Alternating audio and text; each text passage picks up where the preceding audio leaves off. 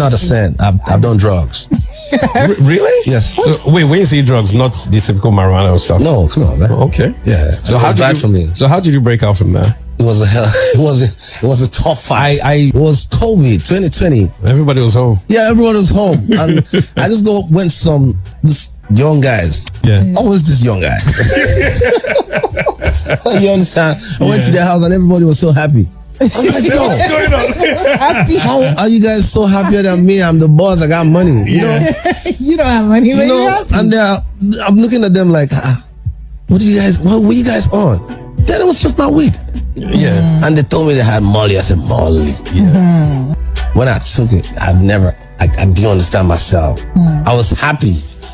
The happiness, I dashed all the money in my pocket. So I wanted to just keep feeling like that. Like that, yeah. That was how I lost a lot of weight. Wow. I was not eating. I was just happy. How you go just one day happy like, say, you're supposed to be happy, first of all, naturally as a person. Yeah. That's supposed to come first. But when you now need something like a substance to make you happy, it replaces your original self. Yeah.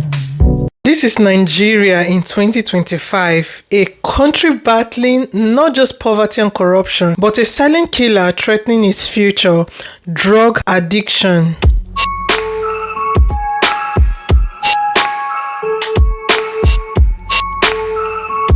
And she was like, babe, if I do an injection for you, you're going to sleep like you've never slept before. You're going to forget all your problems. And they're like, oh, you don't mean it. She's like, yeah. So, you know, she's a medical doctor, so I didn't really think anything negative of it, right? And then she was like, bring your hand, I was sitting on the couch, and then she was like, come sit there. I sat on my bed, and then she took my hand, and then she pushed in the injection. And the moment she started the injection, I just felt something from the back of my neck, like this, down to my shoulder, back of my shoulder. Like, you know, like the body had felt something it had never felt before. And as she was doing it, I was just like collapsing, like going down.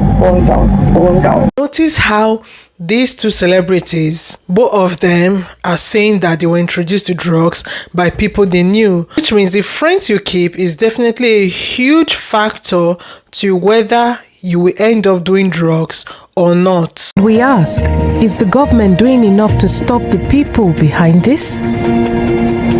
These drugs are not coming from the moon. They're not coming from under the sea. They are manufactured somewhere. They're transported from one place to the other. Are we saying that we don't know? Come on. That was a video from BBC from a couple of years ago. Now, an estimated 14 million Nigerians are caught in the grips of psychoactive drugs. Many of them, heartbreakingly, are young people, some as young as 13. The new road in the Sabangari area of the northern Nigeria city of Kano is a place where adults and many teenagers come to smoke drugs like cannabis or half inhalants, also known as gum or sholisho. 13-year-old Ibrahim Idris uses cannabis and an inhalant called solution. He went into a rehabilitation center 6 months ago, but is now back to using. Can you imagine a 13-year-old kid that is using drugs like cannabis being already in a rehabilitation center 6 months ago, now it's back to doing drugs on the street? This is a story of a broken generation, but it's also the story of a fight back and what it will take to claim Nigerians' future, because the issues of drug is now rampant amongst kids and is silently killing our future. According to Nigerians' only national drug survey, 1 in 7 people between the age of 15 and 64 uses an illicit drug. That's twice the global average. The most abused substances, like we saw in the video, cannabis, tramadol, codeine syrup, and from the video of BBC, meth as well. Out of the nation's over 200 million people, about 70% constitute the youths, and over the past 1 year, nearly 15% of the adult population in Nigeria, which is around 14.3 million people, reported a considerable level of use of psychoactive drug substances. The highest level of drug use, according to a report by the United Nations Office on Drug and Crime, was recorded among people between 25 to 39 years. While cannabis is identified as the most widely used drug, sedatives, heroin, cocaine, and the non-medical use of prescription opioids are also noted. This is very disturbing. Just like the video said, 70% of Nigerians' population are youths, and imagine how many of those youths are into drugs. This is very, very disturbing. Let's watch another video by somebody who's experienced this firsthand. I move with silence though, you know, as a baron. Peter is who you will typically call a hustler in Lagos, Nigeria's commercial city. Peter is a single man with big dreams and aspirations. His life could easily have taken a different turn if he didn't fall for the temptation of indulging in substance use. Peter is a drug merchant who tells us about his relationship with drugs. I think my first encounter with drugs was when I was in school, in college. A friend of mine gave it to me. Yeah, I just wanted to try it out because I've been hearing about it. Yeah, I started selling drugs due to hardship, because things was very hard, and due to the economy of the country too, that makes me go into selling weed. No, it wasn't a conscious decision. I understand that a lot of youth are going through one thing or the other, and Nigeria, I believe, is currently experiencing a huge recession due to the fact that everything are very expensive. People can barely afford to eat or to feed. But do you know that the money that you will spend to treat yourself after doing drugs or when you start doing drugs is 1 million times more than the money you spent to even go into it in the first place? Now, a state of emergency, to be honest, needs to be declared, and even the Drug Enforcement Agency are talking about this because this is now a pandemic. It's not just an epidemic in Nigeria, it's now become a pandemic. Let's watch this video. Busy year for Nigeria's law enforcement agencies as traffickers continue to try to flood the country with illicit drugs. From heroin, cocaine, and cannabis to methamphetamines, they arrive disguised as medicines, food, and electrical appliances. From Kano to Lagos to Port Harcourt, this epidemic knows no region at all, no religion, no class. It cuts across. So whether you are Yoruba, you are Igbo, you are Christian, you are Muslim, that's why we call it an epidemic or a pandemic. It's affecting everybody. It's not mainly one particular tribe. Law enforcement agents say that in the last 3 years, they've intercepted 9 million kilograms of drugs. The volume of our arrests, the volume of seizures, these are huge, and yet these people are still surging, still targeting our country. In the last 3 years, I'll tell you that we've had more than 52,000 arrests. Can you imagine? In the last 3 years, not one, not two, not three, they've had more than 52,000 arrests. Let that sink in. Another thing you need to realize is that Nigeria is a major transit and consumer hub. Drugs pour in through seaports, airports, land borders, and even local labs. We definitely need stricter measurements or stricter rules in terms of borders or what is going on, because apparently for them to have been able to make 52,000 arrests in 3 years, it means that the laws or the rules are not strong enough. These drug law enforcement agents are preparing to raid an area notorious for drug dealing. They're acting on a tip-off from an agent embedded in the community. After a 30-minute search, they find nothing. Most of the times they have boys by the main road. They have boys at the junction. And so the moment they see any of our vehicle pass, the notice has gone around. Another thing I think maybe it's very tricky, because I would have said that they should start going raiding all these places with unmarked cars. We've got them in the UK, like cars that are not official, that you wouldn't know that they are police officers or whatever.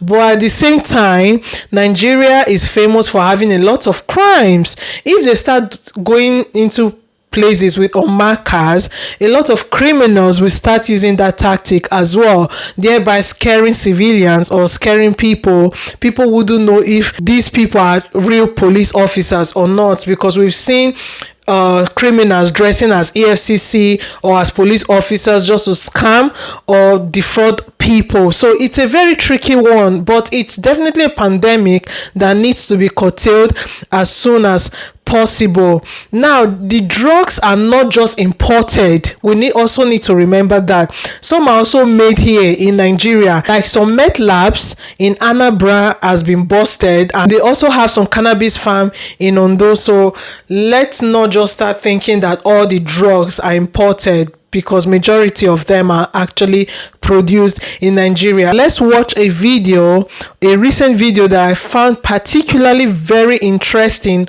of how a bandit was concealing this drug in his private parts.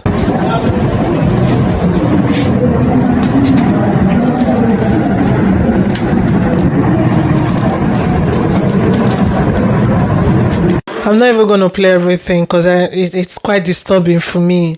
But one question we need to ask ourselves: why are Nigerian youths turning to drugs? Is it because of pain, pressure, poverty, peer influence? And what can the government do to help the youth overcome this problem?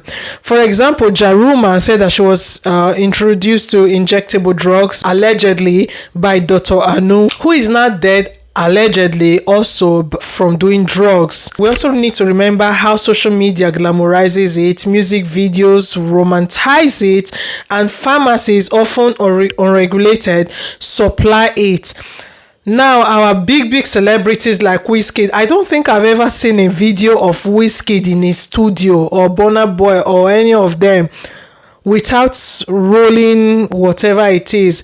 So obviously, if these celebrities that are supposed to be mentors to people are openly doing it on social media, they then influence the younger ones, who then see them as mentors. And we need to also remember that this generation is crying for help, and it's like not enough people are listening, or maybe the government just doesn't care. I don't know. But addiction is destroying lives, and not just the users, because there's an adage that says that shame not they catch who thief, now the family shame they catch. So the users don't really understand what is going on, but it's the family members or the friends of the particular person that are feeling the pain more. We have a lot of things that can cause this, from mental illness to overdose to crime to family collapse to youth waste. And also there's a research that says that out of 3 million Nigerians who suffer from drug addictions, very few actually get treatments. Let that sink in. Many addicts are locked up but not healed. Few rehab centers exist. Families turn to churches or private home for prayers. There is a bit of hope. The fight is on.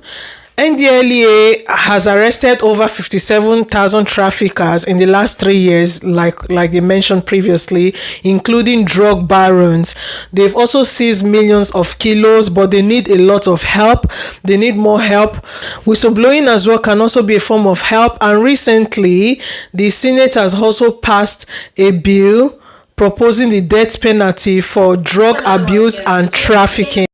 Hello and welcome. Let's begin with Nigeria. The West African nation is escalating its crackdown on drug abuse and trafficking.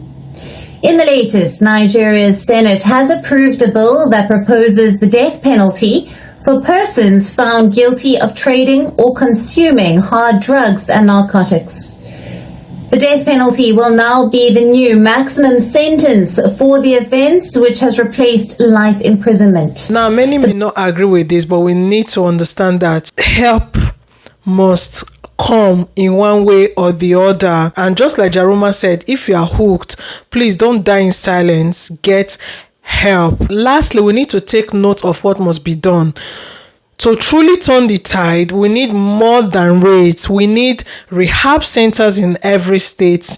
1 or 2 would be good. Affordable mental health services. I learned that Tinubu recently has allocated, 10 billion naira for solar panels. That money could be channeled into something better, like getting rehab centers in every state. Affordable mental health services, job and hope for youth, tighter pharmacy regulation, parental and community support.